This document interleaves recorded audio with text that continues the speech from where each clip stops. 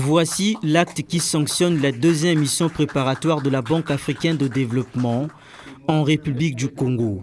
Au terme de 10 jours de travaux intenses avec la sous-commission nationale, la délégation de la BAD et les autorités congolaises sont parvenues à la signature de cet aide-mémoire.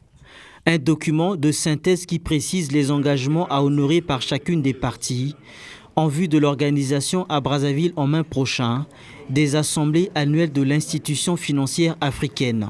Des engagements qui portent sur l'hébergement des participants, les infrastructures, ainsi que sur l'ensemble des dispositions logistiques et organisationnelles nécessaires au bon déroulement de l'événement. L'équipe de la banque repart satisfaite de la qualité des discussions, mais toujours est-il que, comme je l'ai dit avec le ministre, il y a des points d'attention particuliers.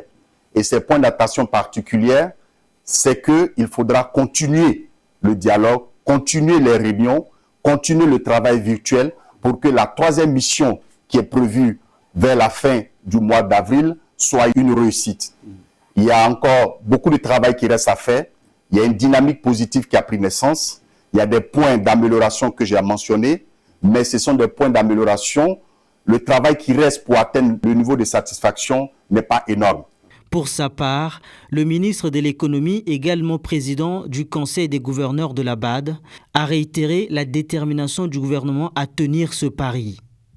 Des ressources humaines, financières et matérielles sont mobilisées à cet effet. Il y a eu de grandes avancées sur les engagements pris par le Congo. Ces assemblées annuelles de 2026, qui auront lieu du 25 au 29 mai 2026, ont été voulues par le président de la République.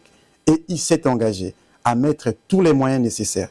Nous avons été, en début de mois, avec le ministre d'État Bouya, rencontrer le président de la BAD, réitérer les engagements du Congo. Le président de la BAD visitera notre pays du 10 au 12 février pour venir voir son Excellence, le président de la République. Ça veut tout simplement dire qu'on ne peut pas repartir en arrière. Nous sommes obligés et engagés à délivrer.